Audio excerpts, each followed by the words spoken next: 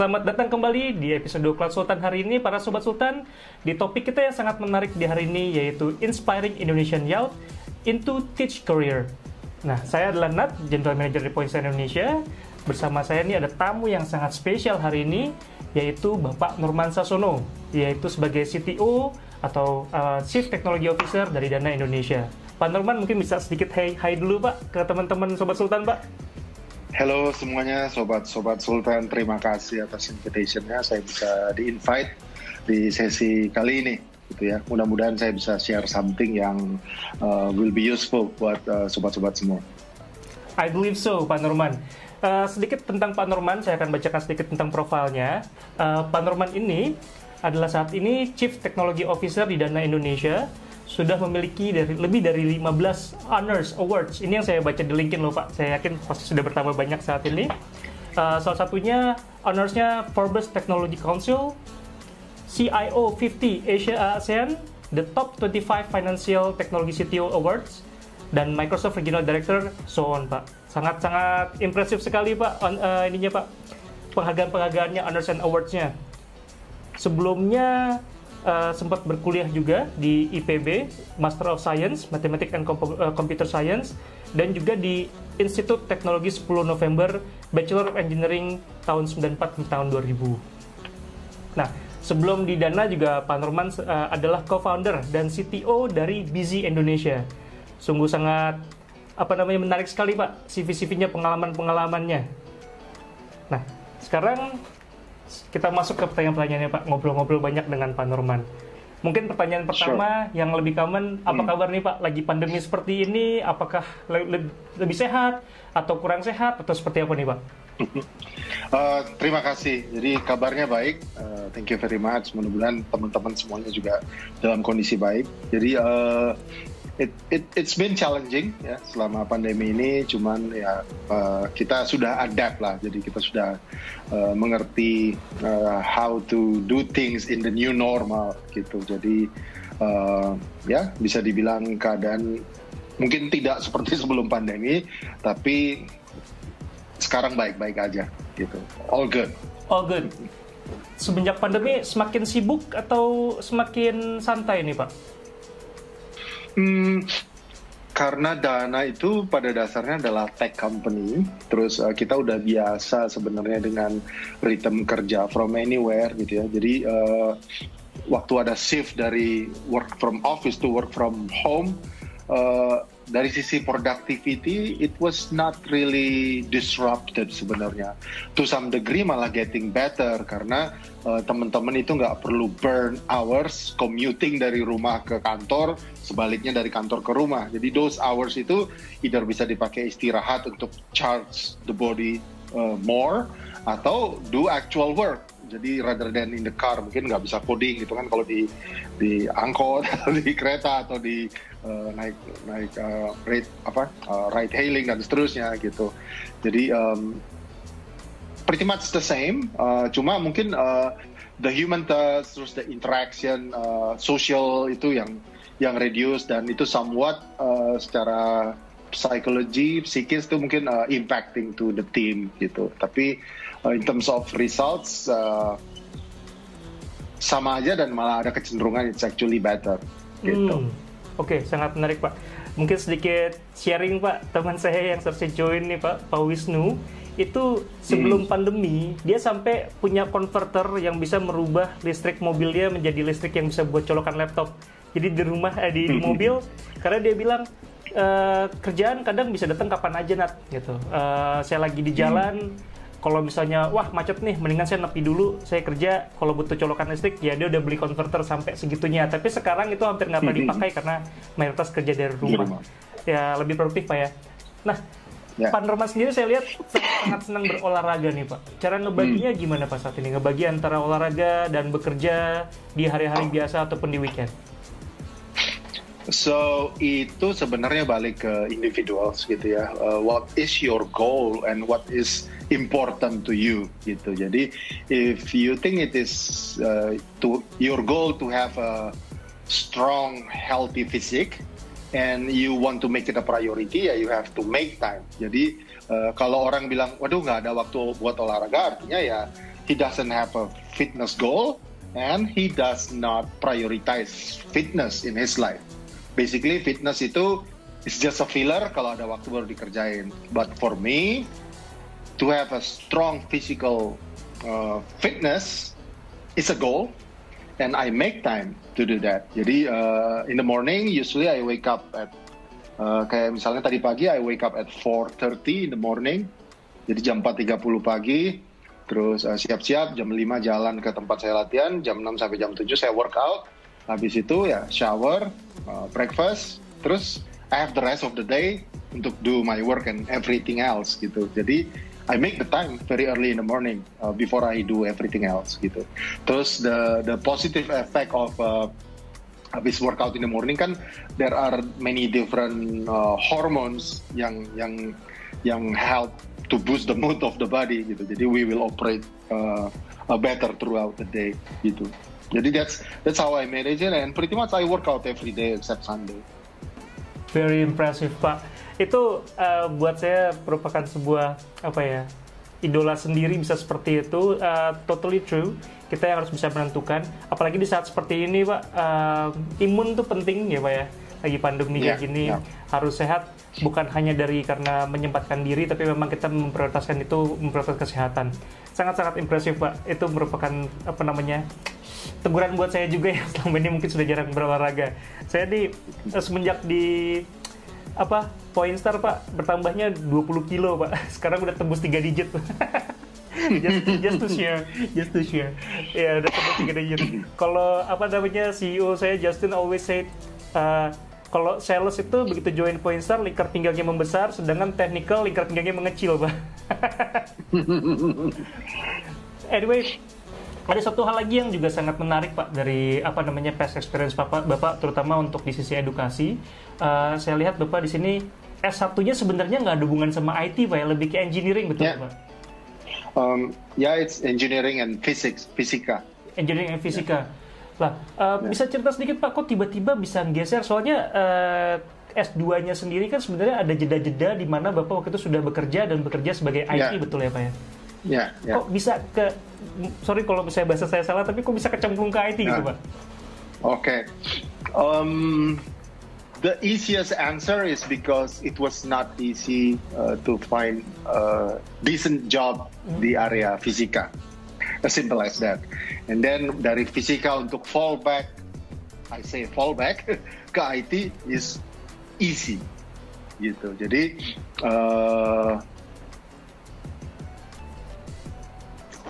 framework berpikir yang diajarkan di fisika gitu ya, bagaimana kita membuat model matematik dari fenomena alam, terus even kita bisa engineer fenomena alam, terus dari mathematical model kita bisa solve that equation either analytically atau sometimes with computer. Jadi kita juga do a lot of programming gitu. Jadi kita doing metode numerik ya, numerical analysis, terus kita solve let's say partial differential equations pakai programming gitu ya.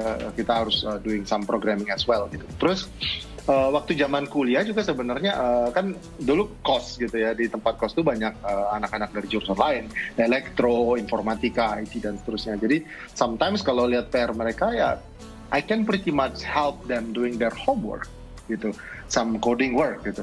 Tapi when I show them my homework, they have no idea where to start gitu. Ya, jadi I think for a physicist, mathematician to fall back to IT is actually easier compared to the other way around. Misalnya kita kuliah IT terus mau fall back ke physics atau mathematics, I don't think it will happen gitu ya, karena itu bukan fallback ya, Pak ya. Jadi di physics complexity yang we deal with on a day-to-day basis, terus yang we have to solve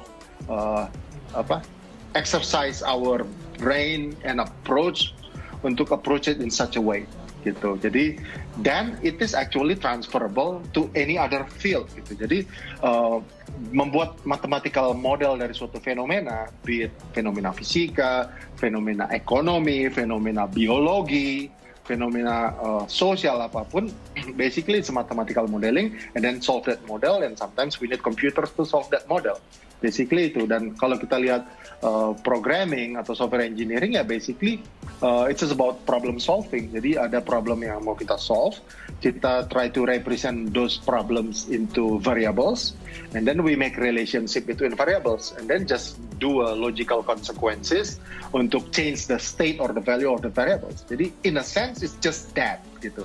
Jadi secara mental exercise teman-teman yang kuliah fisika atau matematika feel at home doing that gitu. That's what they've been doing, and sometimes what they deal with is far more complex than the typical problem yang mesti di solve di dunia programming, bikin aplikasi bisnis pada umumnya gitu. Nah, jadi PR-nya teman-teman, termasuk saya juga mungkin yang dari fisika background-nya adalah ya mungkin we're not familiar with some IT concepts gitu ya, not familiar with some programming languages yang dipakai, tapi back again, software engineering atau programming, it's not about coding atau writing computer lines of code. It's about problem solving. How you're going to solve the problem, how you going to decompose their problems untuk jadi smaller problems, and how you will solve the problems with the logical steps yang algorithmic. Now, once you have that algorithm, you need to express that algorithm into a programming language, gitu. Now, when you express it, ya, there you need a programming language. So, all you need to do is just learn the programming language. Karena the hardest part is not about the writing of the code, but defining the algorithm yang we need to solve that problem, gitu. Dan teman-teman yang biasanya belajar yang fisika atau matematika, that algorithmic thinking and logic and solving problem is a regular exercise, gitu. Dan about expressing it in a programming language, yeah, we just need to learn a language and then express that algorithm into a language and then compile and then make it run. Dan programming language juga kan come and go gitu, datang dan pergi. Jadi mungkin apa yang lagi ngetrend sekarang 3 tahun lagi mungkin udah nggak cool lagi, udah nggak relevan. There is a new language and you have to learn the new language anyway. Gitu. Jadi meskipun let's say kita udah menguasai suatu programming language ya mungkin in a couple of years atau few years from now ya we need to adapt gitu kan. Terus programming language juga banyak stylenya, ada yang prosedural, ada yang fungsional, ada yang deklaratif. So there are many of this gitu. Dan ya seperti yang saya bilang tadi, kenapa kecemplungnya akhirnya ke IT atau ke software engineering ya it just happen that skill set is transferable ke this world and it works very well there gitu. Dan ya basically for me mungkin as simple as it was easier to find a software engineering or programming job than a job in the field of physics, terutama di Indonesia. Correct. Gitu. Jadi kita sudah way after COBOL era ya Pak ya, COBOL, Python, C++ sudah way after that ya Pak ya. Ya, terus if I look back gitu ya, when I graduated more than 20 years ago, my thesis is around defining a control system buat traction control system, and we use a fuzzy logic controller there gitu. Jadi comparing approach yang heuristic pakai fuzzy logic, artificial intelligence, dan approach yang pakai hardcore matematik dengan proportional integral derivative kayak begitu gitu. Terus we compare the results and how it's the two different gitu ya. So I can say that mungkin 20 years ago I work on a thesis around artificial intelligence before it was cool. Gitu. Totally nice. Jadi buat teman-teman nih sobat-sobat Sultan semua, seperti kata Pak Norman barusan, IT itu bukan tentang programming, bukan tentang coding, itu jauh lebih mudah dibandingkan fisika dan matematika ya Pak ya? Somewhat, that's how I found it. Karena ya udah gini aja gampangannya lah, yang kayak tadi saya bilang, homework teman-teman IT coba dikasih ke teman-teman fisika atau matematika, and then give them an attempt to solve that, gitu. Sebaliknya gitu, homeworknya orang matematika dan fisika kasih ke orang yang belajar IT, give them an attempt to solve that and see the results, how the two turns out, gitu. Ya, mungkin sedikit sharing Pak, kita di kantor ada cloud engineer, semacam kalau pre-sales lah istilahnya, jadi semi-technical. Dia itu lulusan dari S1 sastra Inggris Pak. Oke. Tapi ya seperti Bapak bilang, this is not mathematics, this is not physics, this is about problem solving gitu. Jadi sangat-sangat excited. Ini sangat sebuah motivasi buat teman-teman. Ini nggak sesusah itu kok. Sebenarnya hanya perkara problem solving, perkara algoritma. Kita yakin juga sobat-sobat Sultan pasti lebih menemukan bahwa IT is not that difficult ya Pak ya. Nah, tapi Pak, ini nggak sih Pak ada suka dukanya nggak sih Pak di bagian IT itu? Atau mungkin do you have any regret or Bapak sudah berpikir I am in the right track? Ada suka dukanya nggak sih Pak di IT Pak?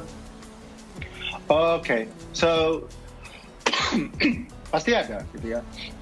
Sukanya adalah apalagi waktu I spend the whole day programming atau coding, solving problems. Jadi basically itu something yang I like gitu kan. Jadi I'm enjoying doing it gitu.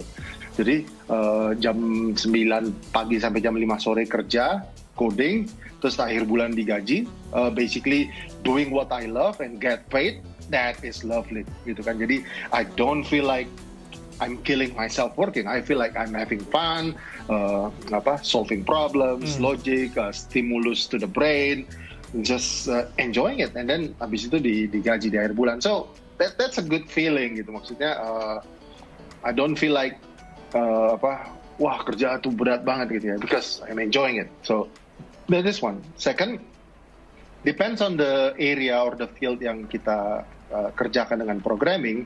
We can actually create serious impact to society. Gitu. Nggak banyak profesi yang bisa punya that luxury. Gitu. For example, sekarang di Dana, I lead about 400 engineers, gitu. Terus I tell my team, every single line of code yang you write, ya, itu bisa make people happy atau bisa make people pissed off, tergantung itu buggy atau itu work well, gitu kan. Dan kalau kita lihat misinya Dana gitu, untuk drive financial inclusion buat seluruh orang Indonesia, untuk create Indonesia cashless society. Dan sekarang user kita udah lebih dari 80 juta orang yang pakai Dana. Wow. So artinya apa? Every single line of code yang you write itu touch 80 million people life. Ya, pekerjaan apa yang lain yang has that huge impact gitu kan. So that is the impact. Also misalnya in the past I was involved in the team yang bikin sistem pemilu pertama di Indonesia gitu. Jadi sistem pemilihan presidensial dan legislatif di tahun 2004 ya. So kita yang bikin sistemnya waktu itu, I and some of friends gitu. And then this is one of the project that I will tell to my grandchildren gitu, mungkin di the future, bahwa I built something for the nation gitu. Jadi I built a system yang help the nation pick their next president gitu. Terus juga saya pernah involve gitu di project di KPK, Komisi Pemberantasan Korupsi. Jadi kita pakai build an analytic system, karena kalau pejabat negara itu kan harus lapor, namanya LHKPN, laporan harta kekayaan penyelenggara negara. Terus nanti kita bisa lihat anomali. Jadi let's say karena dia harus regularkan setiap beberapa tahun report. Nah, dari existing assets dia, kita bisa extrapolate gitu, in the few years asetnya mestinya sekian. Tapi ternyata kalau ada anomali yang very outlier atau different, itu bisa jadi indikasi untuk diangkat jadi case misalnya. So I can say I help the country fight corruption gitu, from the lines of code that I write. Nah, jadi nggak banyak tuh profesi yang bisa create that kind of impact. So sukanya tuh di situ. Jadi I'm having fun doing it, and then I create impact to society, to the country gitu. Jadi I touch 80 million people life gitu ya. Dan harapan kita nanti Dana bisa jadi 100 juta atau 200 juta orang Indonesia. So that is the power yang bisa kita dapat gitu ya. Dukanya adalah sometimes people look for us when things goes bad gitu ya. Jadi kalau everything is okay ya, people not care much gitu, bahwa someone in the back gitu ya, di ruang IT itu try to run something so that everything is running well gitu. Jadi we work hard to make that happen gitu. Nah, tapi nobody actually care because people just take it for granted gitu. Ya, bahwa it's supposed to be up gitu. It's supposed to be running. Tapi there are times kalau misalnya ada glitches, terus ada down atau ada system error dan seterusnya, then people start screaming to us, what's happening? Kenapa nih down? Problemnya apa? Why you not doing this? You're not so yeah, there is that feeling bahwa let's say you've done well, maybe sometimes it's not really appreciated. It's kind of like take it for granted, gitu ya. Tapi when, sorry for my language, when shit happens, when things go wrong, then people baru pay attention and looking for us, gitu. So that is part of the downside of the work, but I think it's just it's the reality. So I've been doing it for 2 decades anyway, so I've been dealing with it, so it is fine. Gitu. Really Atau ya, another thing is something yang actually worst feeling than that adalah when we are building something, terus that thing itu eventually nggak jadi di ship. So that is more heartbreaking than yang tadi saya bilang. Jadi misalnya kita udah put our sweat and tears and blood into something for months gitu, terus by the time we're going to release ternyata ada decision bahwa we're not going to release that gitu ya, atau ada decision change of strategy, we're going to drop that and we want to work on something else instead gitu. Jadi so all the effort yang been put in there is just like it's never go out, it's never see the sun gitu. Jadi itu mungkin when we feel bad.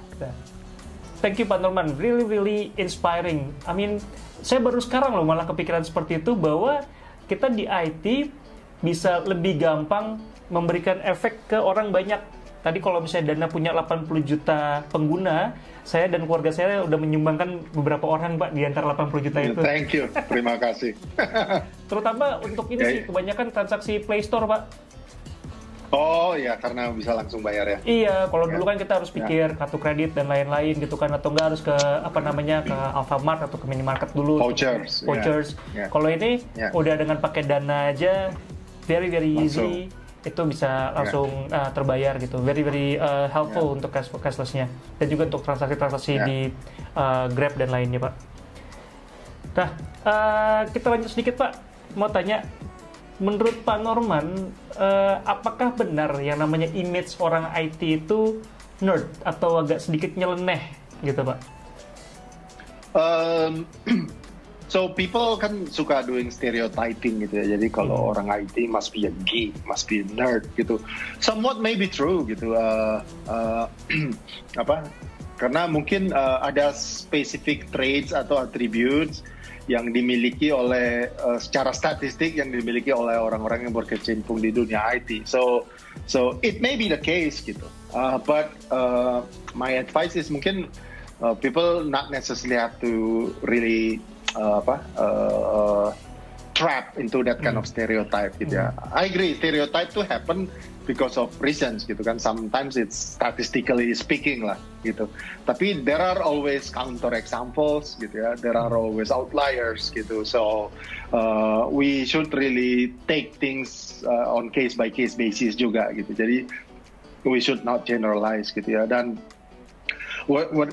what I've been doing, sadar atau tidak, is basically sometimes I want to turn that stereotyping upside down gitu. Jadi I want to show I'm an IT guy gitu ya. I studied physics, I studied mathematics, I'm super nerd there is gitu. Jadi it's just as nerd as possible gitu kan, because of that kind of field yang saya tekuni gitu.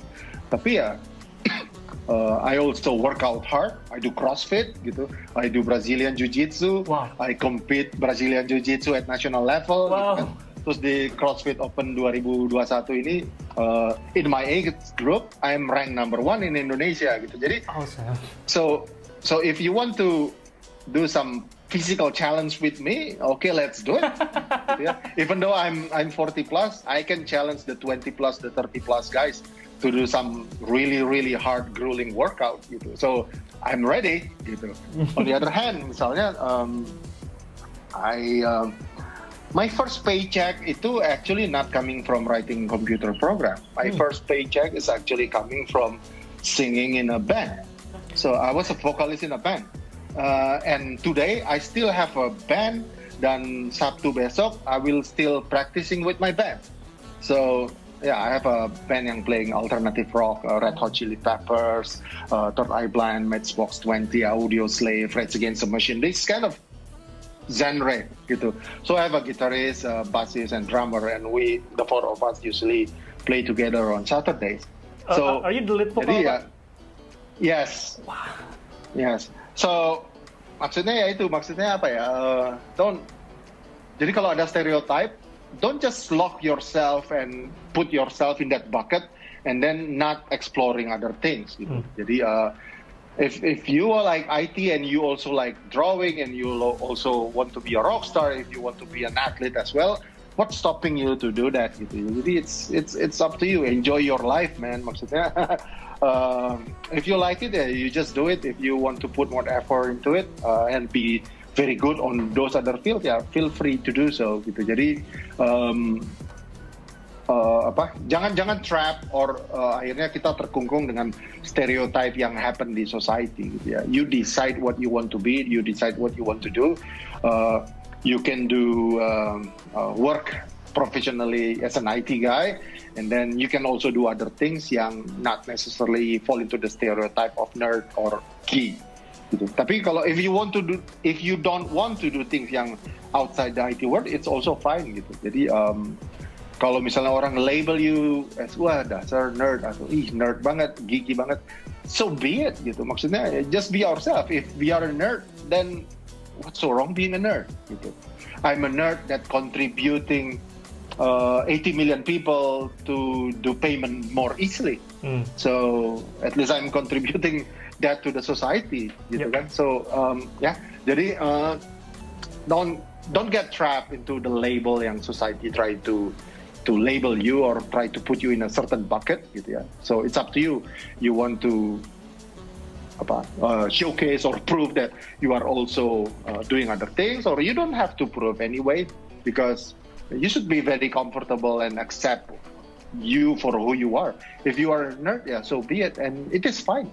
Nothing is wrong with that gitu. Thank you so much, Pak. Kita ngobrol kurang dari 1 jam, Pak, tapi from that discussion, I really want to make you my sample figure. really inspiring, Pak. You open my mind yang terkait IT ternyata lebih mudah untuk menggapai banyak orang, lebih mudah memberikan perubahan, tidak sesusah matematika dan fisika. It's really something that saya juga udah 13 tahun, tapi baru sekarang dengar kata-kata itu, dan baru sekarang that's totally true. Thank you so much, Pak. Nah, ada perubahan nggak sih Pak dari sisi Bapak sendiri memulai jenjang karir engineering, terus kemudian dari sisi software developer ya Pak ya waktu itu Pak ya, sampai sekarang ke bagian leadership, itu ada perubahan-perubahan karakter nggak Pak? Atau ada perubahan-perubahan cara kerja atau behavior seperti itu Pak? Yang mungkin biar teman-teman Sobat Sultan juga bisa tahu, oh ini loh ntar yang kurang lebih akan terjadi gitu. I think what I can share to people yang in their early stage of career di dunia IT atau software engineering adalah have an open mind gitu. Jadi to climb up the career ladder, becoming a leader atau manager atau in a leadership position in a company, atau tetap be very sharp deep in your technical expertise, there are things outside technical skills yang you need to acquire along the way gitu. Jadi jangan terlalu mendewakan technical skill dan menganggap bahwa itu adalah everything you need to become successful gitu. Jadi there are other skill set on top of your technical skill yang will help you along the way. Jadi mulai dari leadership skill ya, management and organizing skill gitu ya, communication skill, presentation skill, teamwork gitu ya, understanding the business gitu ya. Terus kemudian dari sisi mental composure and resilience gitu. Jadi these are the things yang you need on top of your technical skills.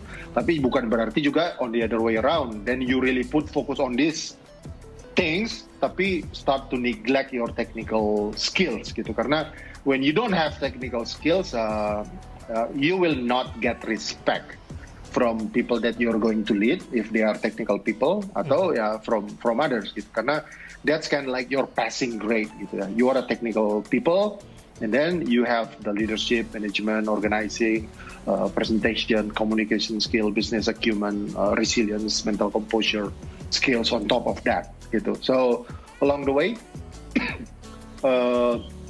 more and more of this non-technical skill set will play more portion at work in your career gitu. Jadi start early to really pay attention on this soft skill ya, or this skill sets gitu ya.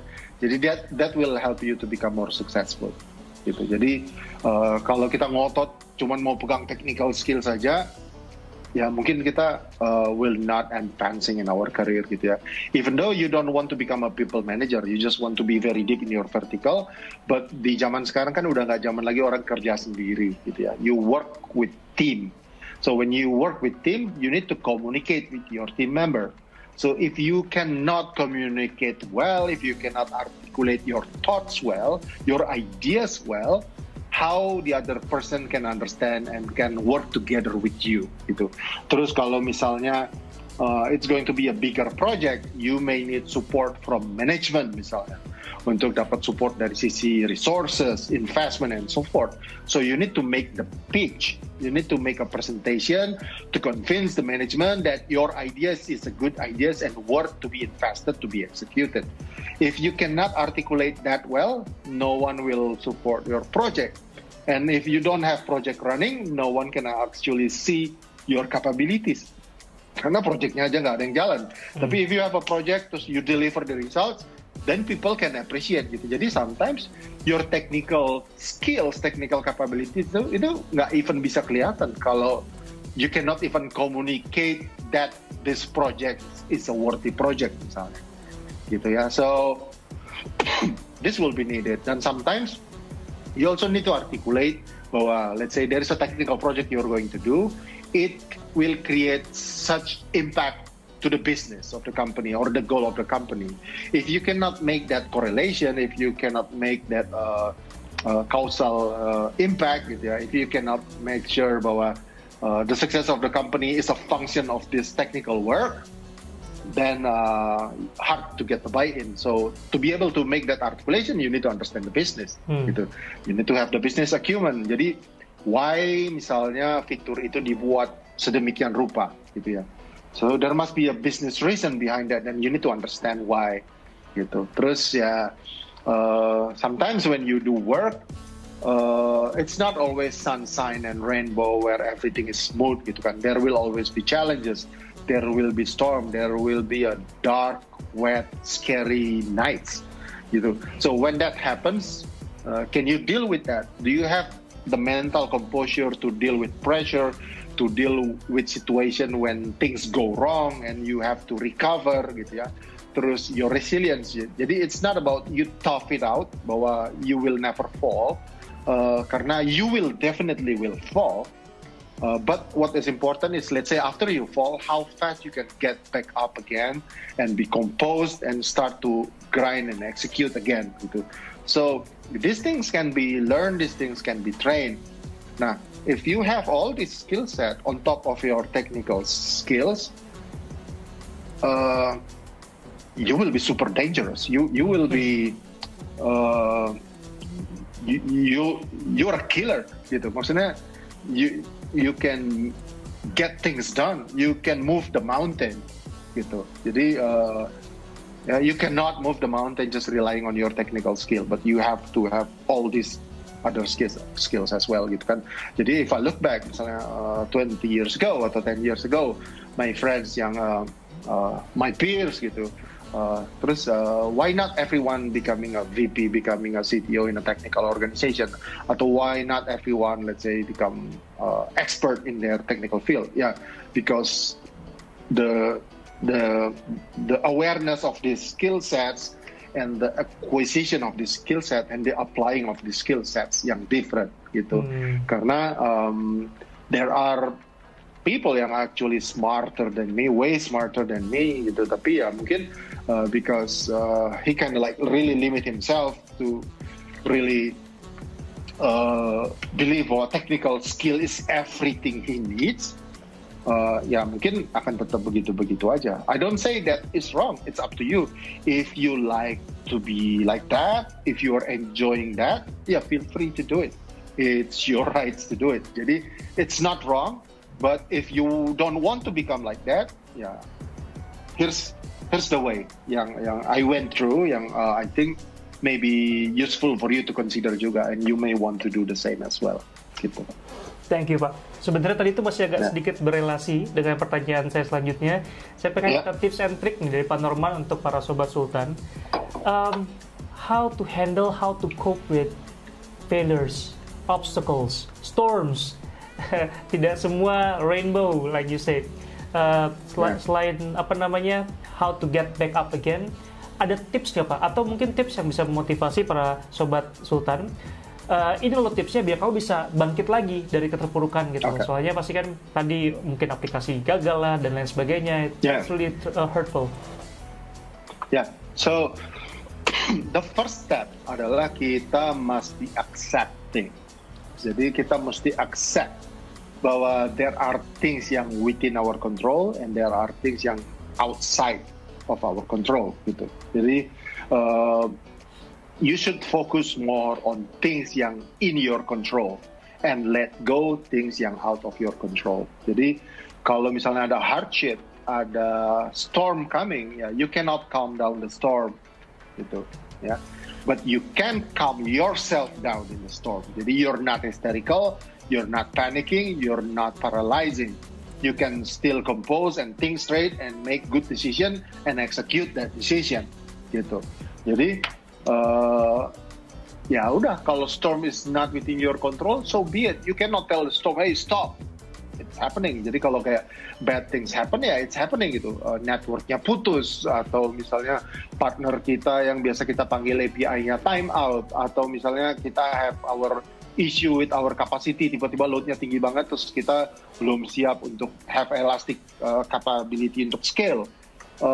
Ya, these things happen gitu kan. Nah, tapi as much as possible, we need to ensure more and more things yang within your control.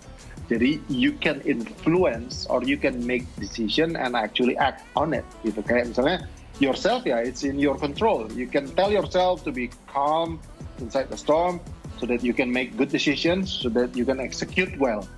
Gitu. Jadi that is the first step. Accepting bahwa ada yang kayak begitu, gitu ya. Terus the second step, ya, it's just about really how do you it's resilience, ya, mental composure. So jadi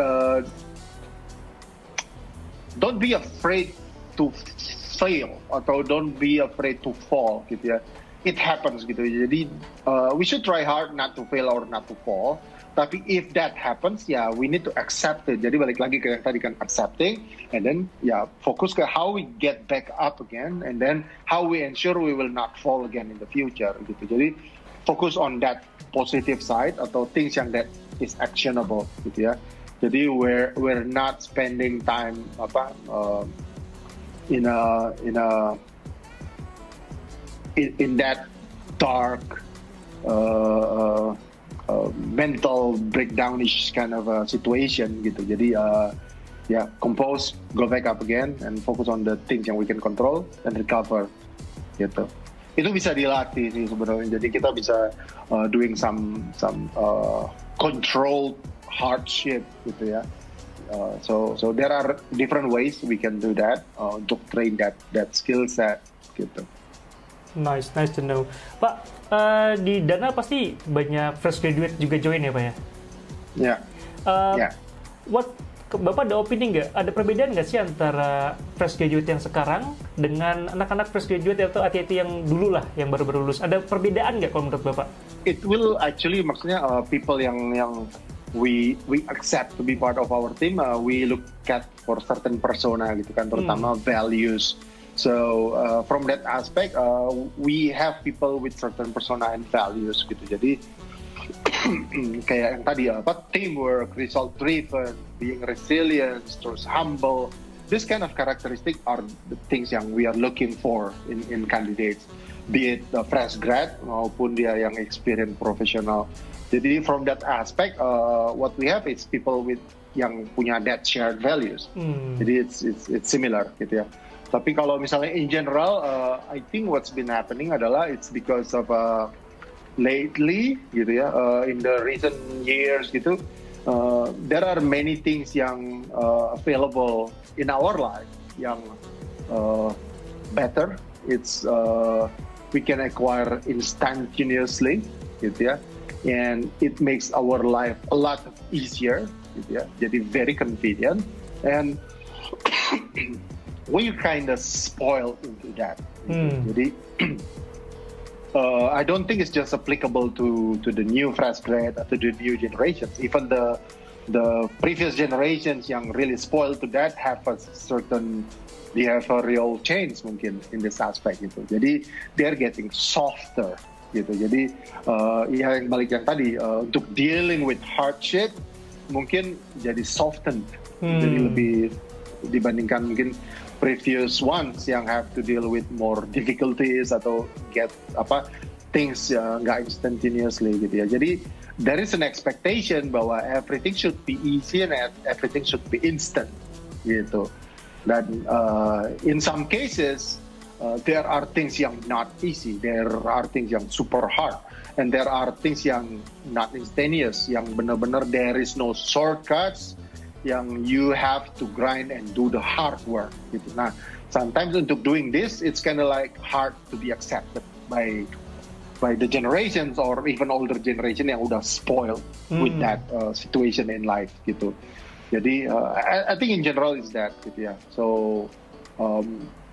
yeah, we can always not fix it, but we can come to that awareness and we can actually basically yang tadi be more accepting that there are things yang difficult and there are things yang there is no shortcuts gitu. Dan we should not back down if we have to deal with this. We just have to fight through it gitu ya, move through it and work smart and work hard gitu.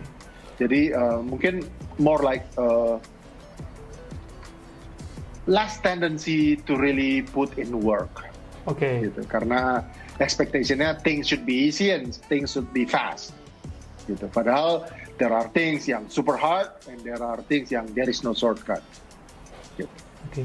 Jadi to conclude, it's not about the generation, tapi don't be spoiled ya Pak ya. Don't be spoiled. Work hard, work smart. I think sekarang ini paling penting itu ya, work smart. Work hard, work smart, and have fun a lot. Ya karena I still see gitu kan, maksudnya kita nggak mungkin in general statistically speaking mungkin that is the case gitu. The newer generation mungkin have that behavior, tapi there are always counter examples gitu. Jadi newer generations yang can still deal with hardship, newer generations millennials atau Gen Z yang can really want to put in the work, yang understand that there is no shortcuts, they need to grind and do hard work in addition to work smart. So there are always that counter examples gitu. Jadi statistically speaking mungkin we can generalize that the majority is like that, but there are those yang not like that. And for us we want those guys gitu yang join us to be part of our team. Gitu. Pak, terkait proses prospek IT ke depannya. Sebelumnya kan mungkin banyak eranya web dulu kan, terus masuk ke eranya mobile, Android gitu. Nah, untuk kedepannya, para Sobat Sultan ini, para fresh graduate atau yang sedang mencari kerja, apa sih yang mereka harus persiapkan, terutama untuk menghadapi kedepannya IT nanti, Pak? Skill apa yang harus mereka bangun? I think the major wave yang will come atau actually been happening. Jadi kalau misalnya kan dulu mungkin apps standalone ya, zaman dulu mungkin server mainframe, that is the computer, and then move ke desktop gitu ya, app standalone di desktop, habis itu mulai ada web, pakai browser, and then mobile app kayak sekarang, terus mulai muncul IoT. Jadi I think after this yang will really happen itu adalah yang disebut people call it pervasive computing. Jadi it's ambient computing. Jadi it's not just our phone yang punya capability untuk doing computing, but everything around us gitu kan, mulai dari kayak the smart assistants, smart home, kulkas yang lebih smart, kompor yang lebih smart. So anything around us yang getting more smart gitu ya, because of IoT dia bisa gather some data instrumentation, terus itu di feed ke server can analyze pattern, terus make decisions, make actions based on artificial intelligence atau machine learning gitu.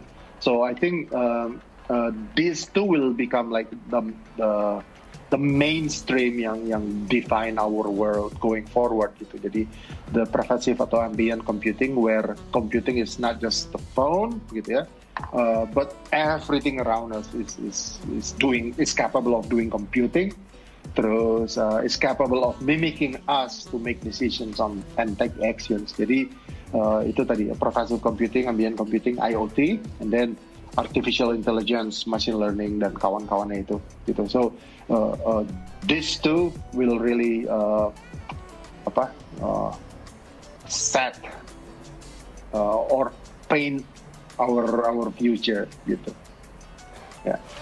Awesome, Pak.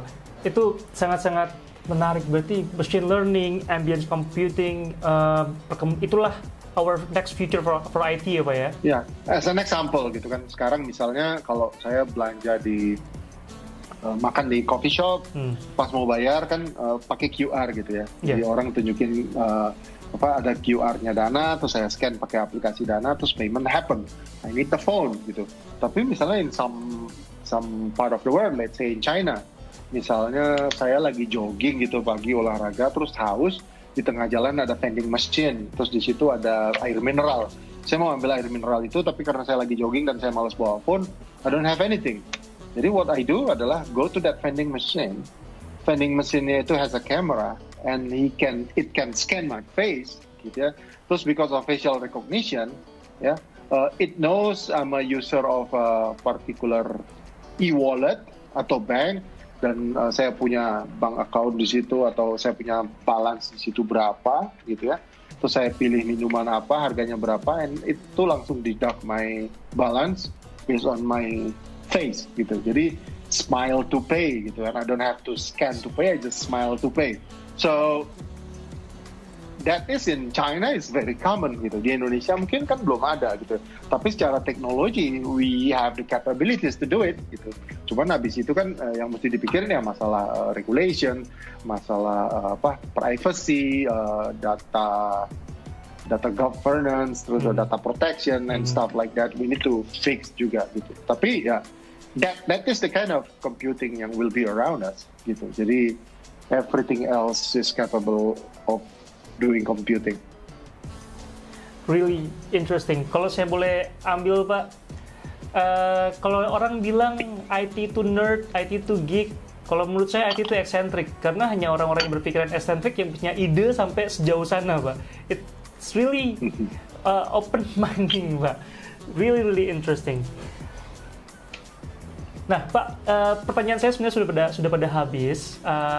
Sangat-sangat menyenangkan sekali ngobrol dengan Pak Norman. Sebenarnya saya masih banyak pertanyaannya lagi, tapi yang di luar skrip takutnya drag it too much. Mungkin kita bisa bikin sesi-sesi berikutnya dengan Pak Norman nanti, atau mungkin juga bareng-bareng sama teman-teman lain di Dana juga. Karena we want to hear more, to the public, we want to share more to para Sobat Sultan. Dan kita sangat-sangat mendengarkan sekali bahwa banyak inspiring experiences dan juga nasihat dari Pak Norman, di mana IT itu sebenarnya nggak sesusah fisika, nggak susah matematika. Pengembangan IT nantinya lebih ke ambience computing, lebih ke machine learning, di mana kita tuh sebagai sebagai seorang pekerja itu harus punya attitude yang tidak spoiled, yang harus get back in our feet. Kalau misalnya ada failure pun juga seperti apa, ditempa dengan kerja keras. It's really interesting and really open minding. Jadi bekerja di IT itu lebih mudah untuk bisa berpengaruh ke orang banyak, impact to a lot of people. Seperti Dana saat ini IT-nya bisa memberikan impact ke 80 juta orang. That kind of inspiring situation experience yang you share ke kami, Pak, itu sangat open minding. Thank you so much for that, Pak. Terima kasih. Any closing sentence dari Pak Norman untuk para Sobat Sultan, Pak? Mungkin in general, this is not specific in IT, but in general for everyone listening gitu ya. Jadi buat Sobat Sultan semuanya adalah my advice, dan it will work in many situation, adalah be authentic and be yourself gitu ya.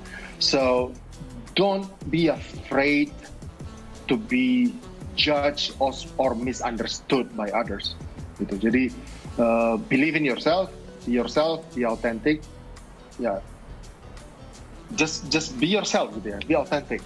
That is what I really want to say gitu ya. Jadi jangan sampai kalian change who you are atau try to become someone else just for the sake of being accepted atau not misunderstood, atau supaya not be judged by others gitu ya. Others can think whatever they want to think.